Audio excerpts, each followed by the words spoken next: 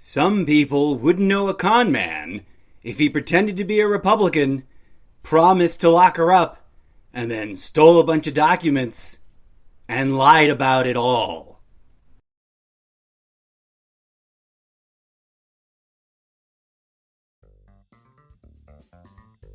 This is the Almost Daily Zencast. Hello, and namaste. Thank you for tuning in to today's episode. I am your humble host, the incorrigible Mr. Zeppo. Let's get started.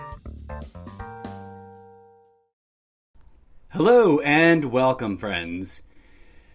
Before I play you this little audio recording I made recently for myself in an aha moment when I couldn't sit down and broadcast, I want to say, for the record, that there's a huge difference between trolling and ridiculing and factually calling something out, even if there's a little edge of humor to it. Calling Trump a con man is not an act of aggression against those who buy into it. Calling out those who buy into it is our civic duty. I say what I gotta say, and I say it loud and publicly and consistently. With that in mind, let's listen to a little bit of DJ Zed to cleanse the palate before we launch into this pre-recorded thinky thought of Trumptopian status.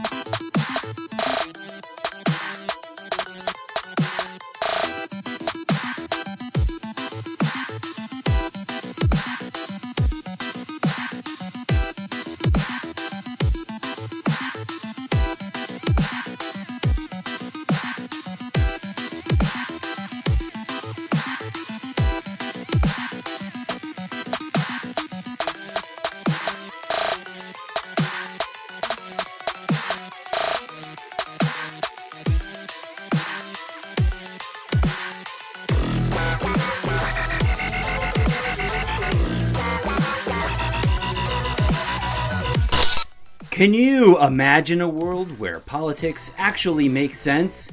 Where politicians actually fix problems? I can.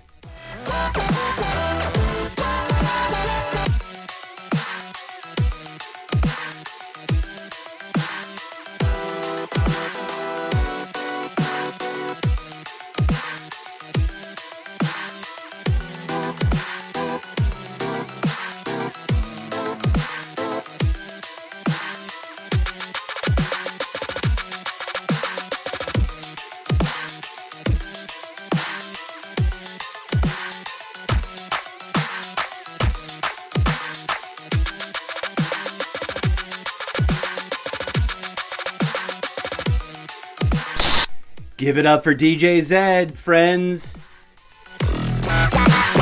Check out all of his fresh Discoteque Synthetica rockin' beats by visiting soundcloud.com/Mr. Zeppo.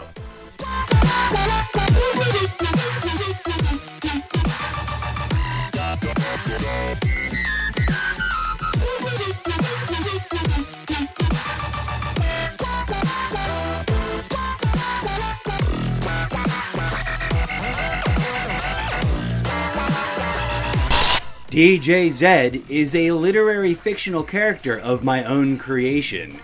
You can read all about his upcoming many adventures as my imaginary sidekick in the forthcoming The Many Adventures of DJ Zed and Mr. Zeppo, available exclusively on Wattpad. For all the social media links and all the content creation, be sure you visit solo.to/Mr. Zeppo. Alright, DJ Zed, it's time to get into it. Let's tune you out real quick, nice and gentle. Thank you so much for that Wobble Trouble Synthferatu Remix Live production for everyone's entertainment. Alright friends, this episode has got some pre-recorded audio thinky thought notes, but it's from very recently. It's very short. It's going to be a brief episode. Let's check this out and then unpack what we can unpack about it afterwards.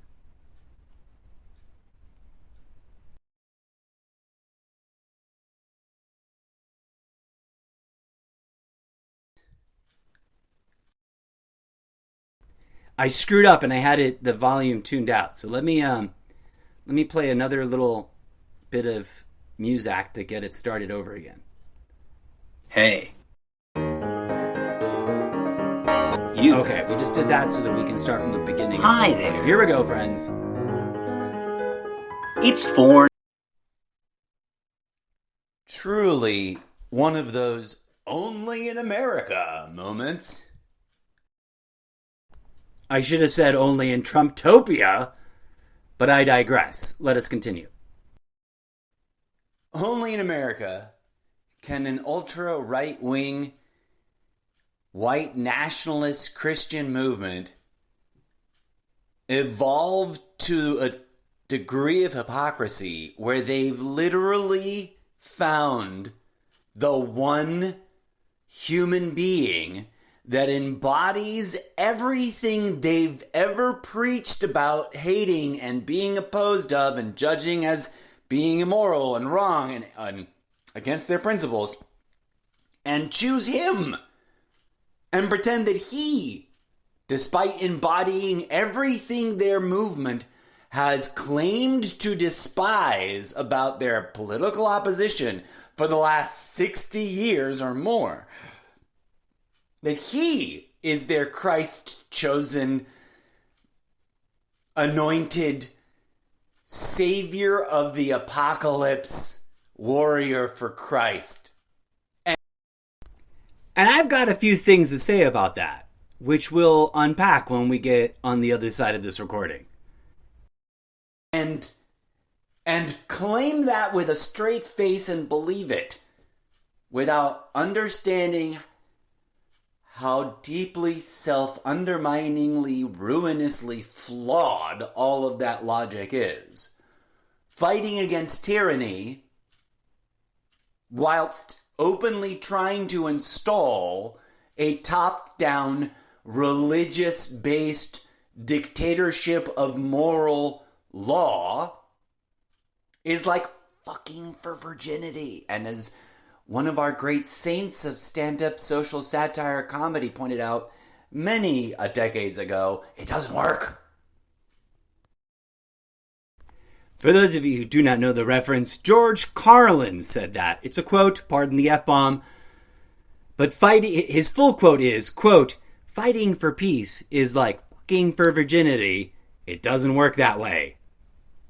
Friends, I know that it's clear to anyone who refused to support Donald Trump from the onset, and remains clear.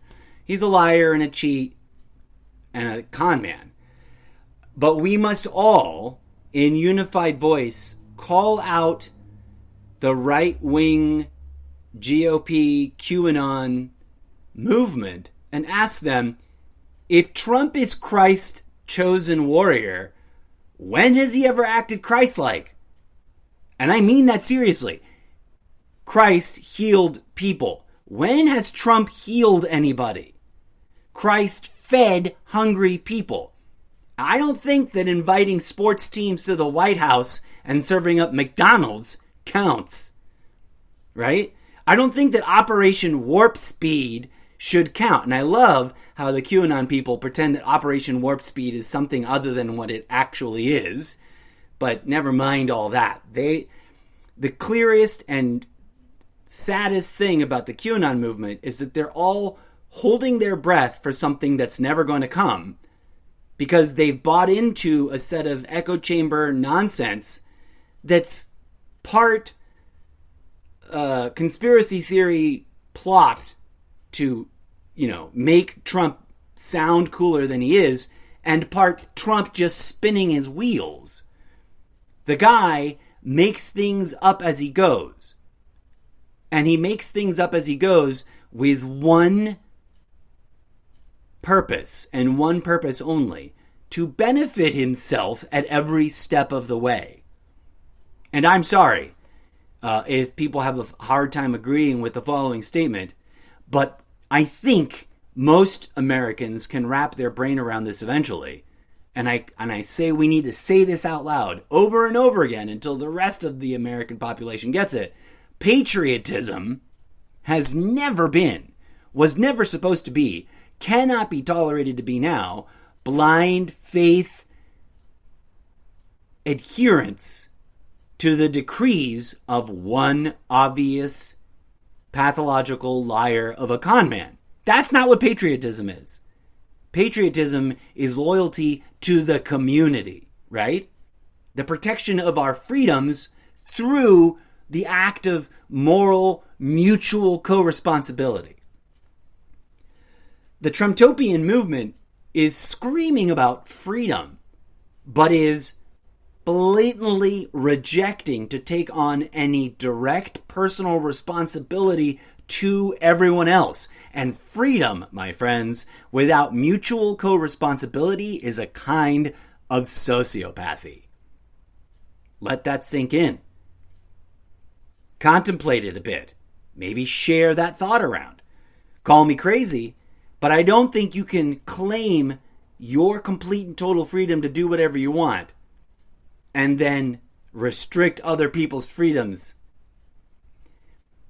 And you can't back up all of these crazy questionable behaviors. We can't back up questionable behaviors by waving frenetically the flag that there's a spiritual war going on. Okay, is Trump doing the inner spiritual work? He doesn't seem to be. He seems really busy telling other people who to yell at. Is the Trump movement busy healing themselves and helping others heal themselves so that the species can heal? I don't see that. I see them really busy yelling at whoever Trump tells them to yell at. Next time you have a conversation with a Trump supporter, ask them, was defecating in the halls of Congress spiritual work? Because I don't know about you, but I've been saying that, yeah, it's obvious there's spiritual warfare going on for damn near 30 years. Some of us have been saying that since Ronald Reagan was in office. But all the Johnny-come-latelys waving that flag are waving it in such a way as to create further distraction that facilitates those who are waging the spiritual warfare. The spiritual war is not a war to somehow magically save America and make it great again through the actions of an orange spray-tanned comb-over con artist. The spiritual war is designed to distract you and everyone you're arguing against from the simple reality that the solutions we seek will be attained when we all take the personal responsibility to care about our spiritual inner health and about each other's inner spiritual health, and to do the hard, personal, spiritual work of healing our fractured and dysfunctional ego constructs. If we're not doing that, then we're not engaging in the quote-unquote spiritual war that's going on. If you're busy pointing fingers and yelling accusations and blindly accusing others of being demonic villains, but nothing else, how are you helping the spiritual effort to heal the human species? Because that, my friends, is the genuine, authentic, spiritual, cosmic, universal, divine calling. The divine calling is not to blindly back up Donald Trump no matter what shenanigans he gets into. Sorry, but I think you bet on the wrong horse there. The spiritual calling is to turn inwards and do the Zen-like, Christ-like, Buddha-like, insert your favorite divine spiritual wizard's name here, because either they were pointing in the right direction And there's some salvation in healing ourselves and healing each other through love and forgiveness like Jesus taught, as opposed to imposing made-up, crazy, fascist, immoral, hate-riddled, chauvinist, classist, racist, top-down ideology. I don't know what Trump pretends to stand for, but that's what Trump's movement seems to be advocating for when you look at it from a big picture point of view. And they do not seem to be doing the genuine meditative spiritual work that we are invited to do. Because I don't see a lot of healing coming out of the QAnon Trump GOP base. It's more than one base. Each one is their own different subcategory, but I digress. Some of them may very well be. I don't like absolutist statements. I'm never going to say all Republicans are absolutely one thing. That's nonsense. But I do put out this challenge. Hey, friends over there on the extreme right, if you're talking about spiritual warfare, why are you backing someone who's obviously spiritually corrupt? Why are you wasting so much time doing things that are spiritually toxic? Why are you investing so much in behavior that, quite frankly, if you took a step back, looks like it benefits the very people you claim to be in opposition to? I don't know about you, friends, but it sounds like to me that Trump is nothing more than a very curious twist. Oh, what a twist. And if you know that reference, we should be friends. Oh, what a twist to the standard double echo chamber system that creates wedge issues, gets people on argumentative treadmills of wasting time.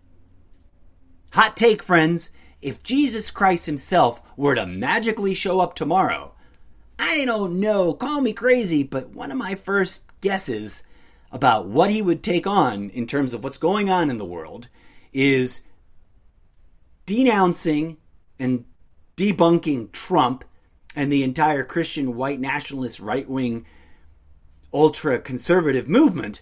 Oh, and maybe opposing Putin's war in not Croatia, darn it, Crimea and the rest of, the eastern flank of Ukraine. I could be wrong. But that's my hot take. If Jesus Christ were to be back today, he would be fighting to topple over the right-wing movements of Christianity in every nation state, to topple over organized religion, and to reform politics so that it transcends its nonsensical ideological echo chambers. Maybe I'm wrong, but that's my story and I'm sticking to it. Thanks for listening. Here's a little bit more DJ Zed on our way out to enjoy.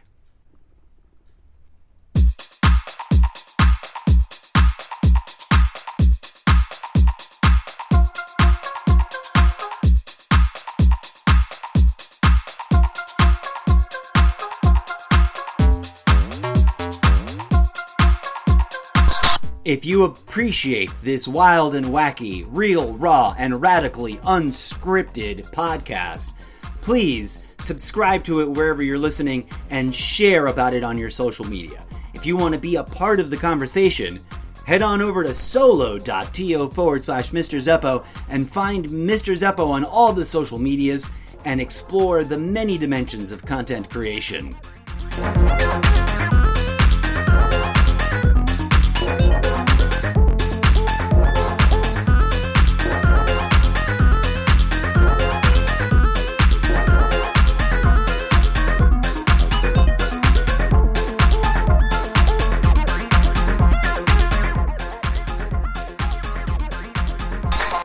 Be sure to check out all of DJ Zed's hot tracks over on soundcloud.com/Mr. Zeppo. Well, friends, thanks for tuning in. This has been one of my shortest episodes ever, so I'm going to get out of here before it gets longer than 20 minutes. Thanks for tuning in. Remember to check us out almost daily and to tell your friends. Be good humans out there in the real world. And see you next time.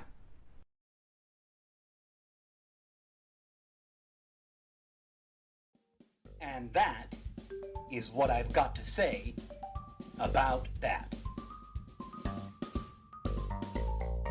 As always, thank you kindly for listening. This has been the Almost Daily Zencast with your humble host, the incorrigible Mr. Zappa. Until next time, may peace, love, and grooviness blossom in your heart. I done said what I said, and I meant it.